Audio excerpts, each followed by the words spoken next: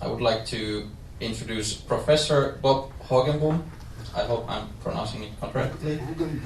Hoogenboom. Very good. And he holds a chair in fraud and regulation at Nieuwenrode University. And his current research is on the effectivity of multi-agency strategies in preventing organized crime and money laundering. Welcome. Right, thank you. I've brought a few pictures from the Netherlands just to enlighten a little bit a movement that is taking place in the Netherlands with regard to drug policy in general. One of the first pictures has to do with an experiment in Utrecht last summer for 3 months. An ecstasy shop was opened up. Obviously, there was no ecstasy being sold, but it was an experiment to address the public, people coming by, people from the ministries, people from law enforcement, to get an educated discussion on how ecstasy could be regulated. The experiment was being done by a foundation in the Netherlands called Mainline, very prominent harm reduction organization, and together with criminologists from the University of Utrecht. They interviewed a lot of people, they interviewed policy makers, they interviewed law enforcement people, and in a couple of weeks a report will come out.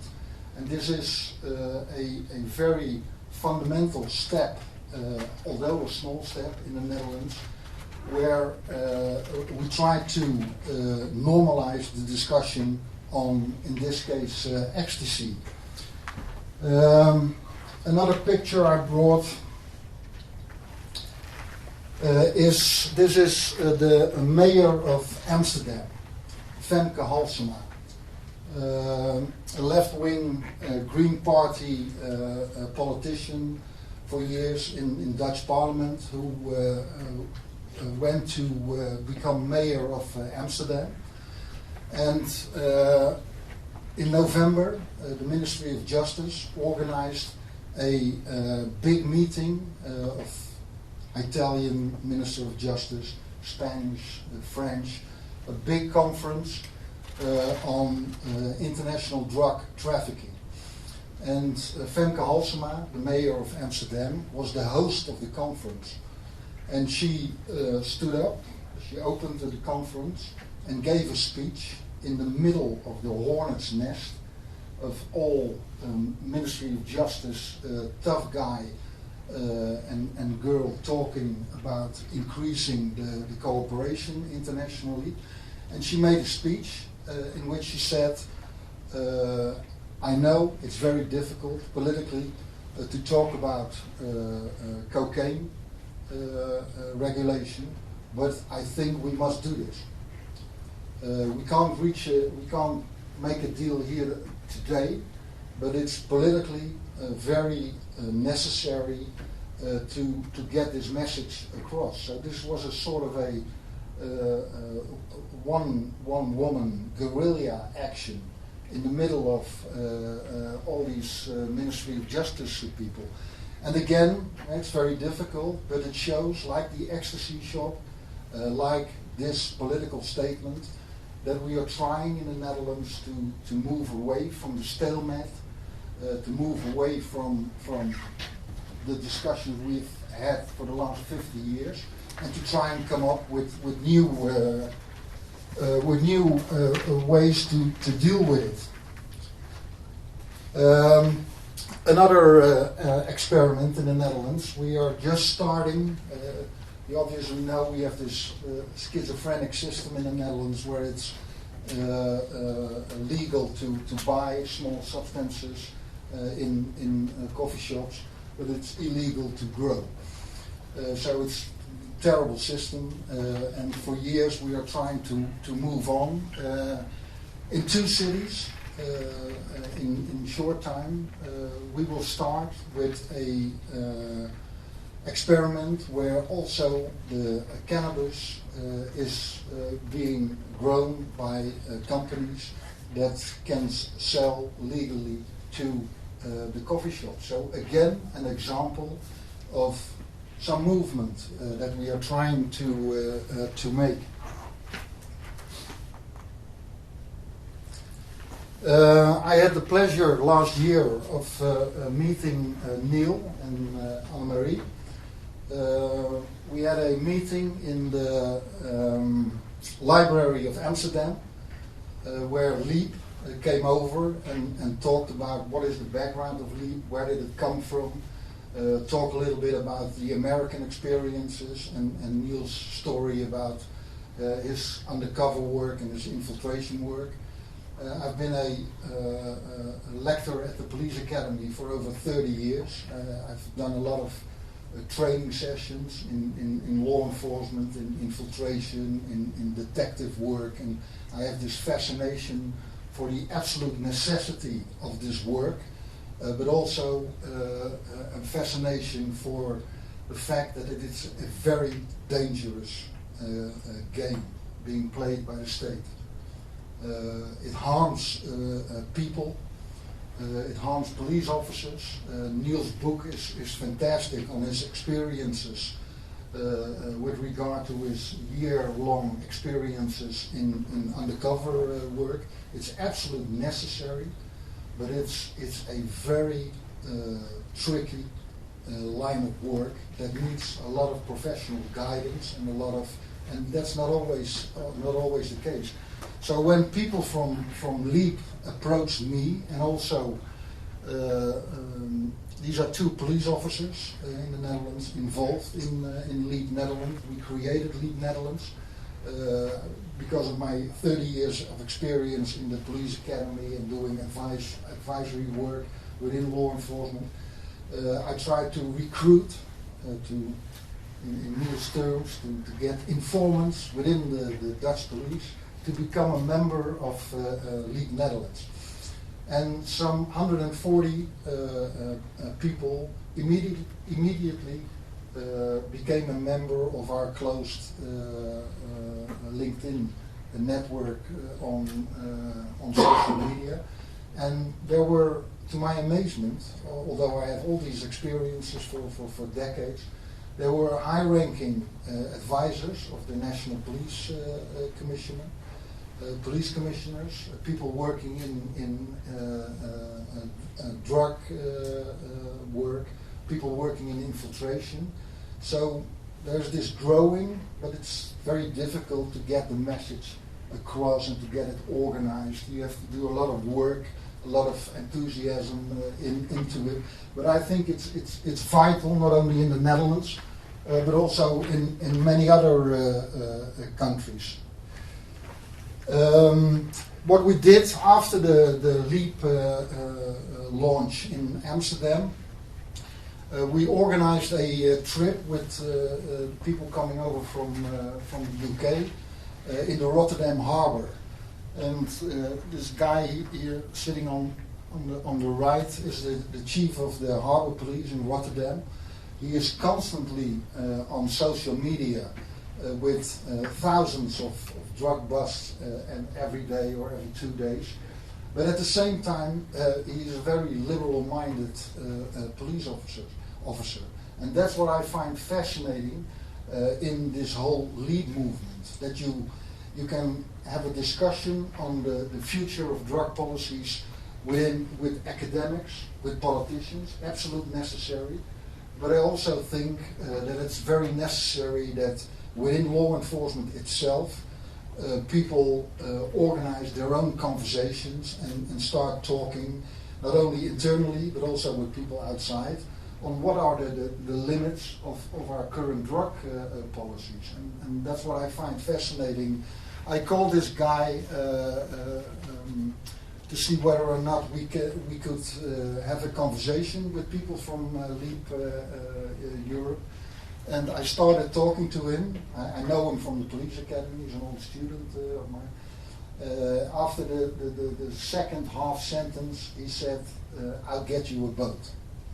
So he had this immediate interest in providing a setting, and people from Leap went sailing through the Rotterdam harbor and had a discussion with people from the Dutch, from the Rotterdam police. And I find that very necessary that we have this professional conversation, especially with people in law enforcement itself.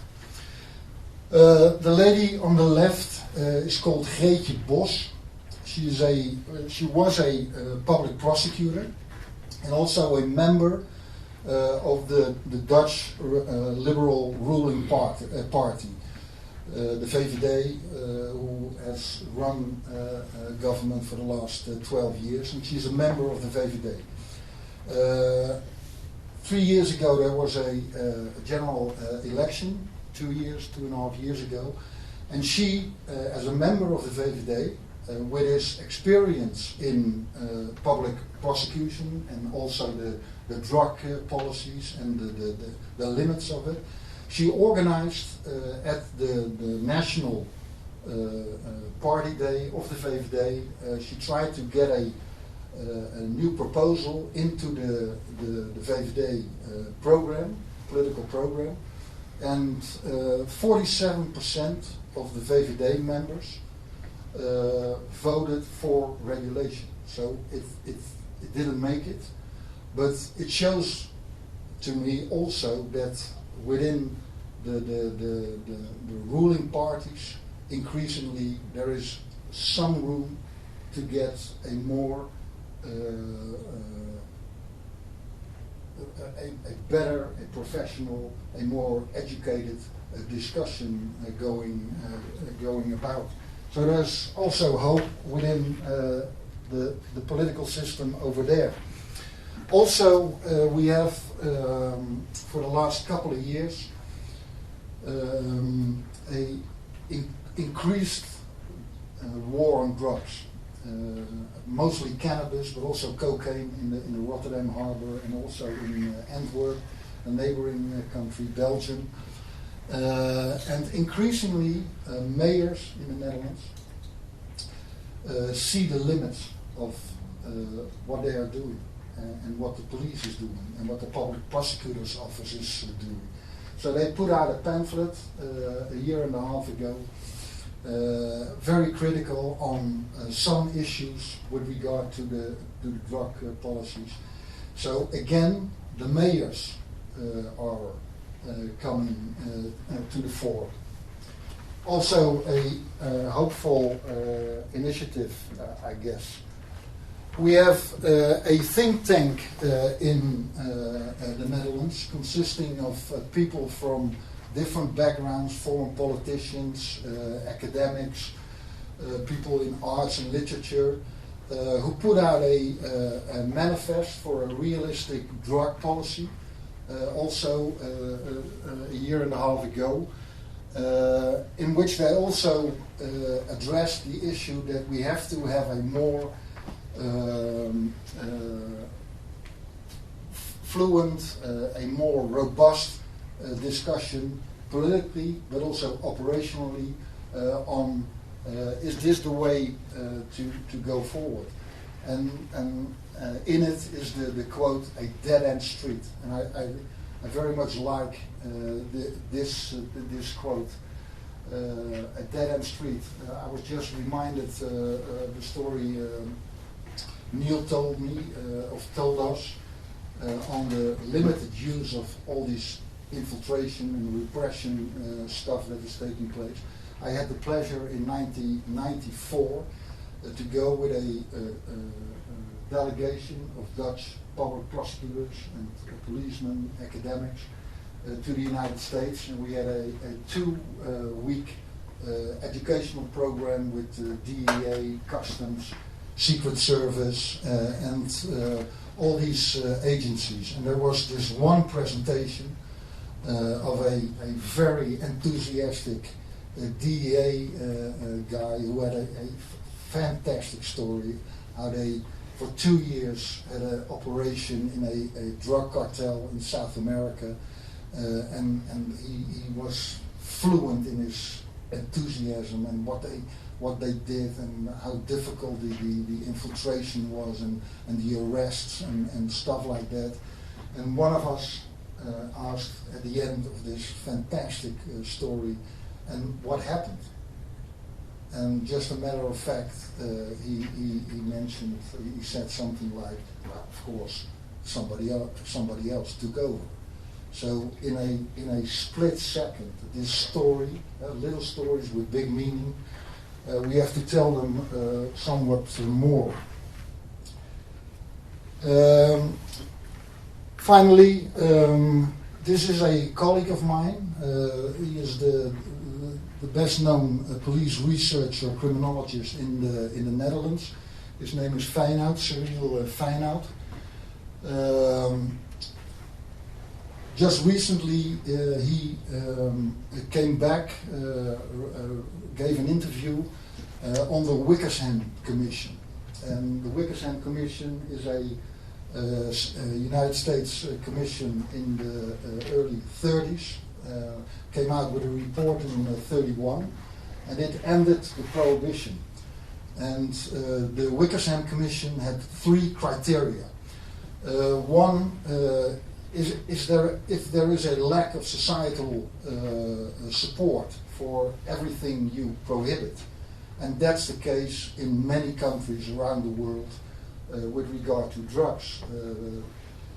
I have 2 daughters who studied in Amsterdam, and all the stories I've heard the last 7 years. I have this professional interest in the drug market, but also what they know from their colleagues, from their students. There is absolutely in some parts of our society no support whatsoever, and that was a criteria for the Wickersham Commission. If everybody goes to speakeasies in the late 20s, and booze was everywhere around, how can you maintain such a system? The second, and that's what I find at the end of my career the most interesting, is that we tend to neglect that not only are there limited effects, but also increasingly the state comes up with more extensive powers, more budgets, more infiltration, more information sharing. So the price we pay as a civil society for this ongoing war on drugs, which it leads all the time to more extensive powers, and a lack of result. And the last criterion of the Wickersham Commission is the enormous amount of money we as a society burn for something that has absolutely no, other than political and symbolic effects, the money we burn. I've been working in law enforcement for 35 years. I've been a member of commissions, of research programs on financial investigation, on money laundering, on infiltration, on cooperation between different agencies, on public-private partnership, you name it. You have all these programs that cost enormous amounts of money. And as we know from evaluation studies, from academic research, the effect isn't that big. Shouldn't we put all this money more into harm reduction, more into social policies, more into other forms of crime also? For instance, I have 1 minute and the professor is getting started, so I have to wrap it up. 2 years ago I published a study on real estate and money laundering, notaries and real estate agents. And I interviewed the people from the National Intelligence Squad. Some 1,100 people were working there at the time. And I was interested in white-collar crime, money laundering with regard to the real estate market. And I asked the people working there, okay, of these 1,100 people, how many are involved in financial economic crime, in white-collar crime? 11. And then I asked, and the rest, what is the rest doing? Well, they're all in drugs, and they're all in counterterrorism, and they're all in, we have this large-scale witness protection program, and policemen and lawyers who are threatened.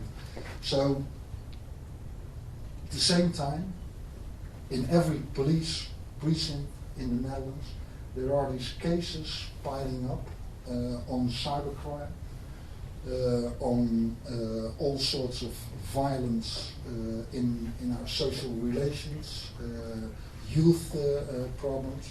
So, as a society, we direct lots of money in a subject that has little effect and could be used in another way. And that's what I find interesting on this LEAP initiative, and what I find interesting in going to other countries and talking with people like you, to get some of these pictures across also in your countries, and together perhaps create a better future for our kids. Thank you.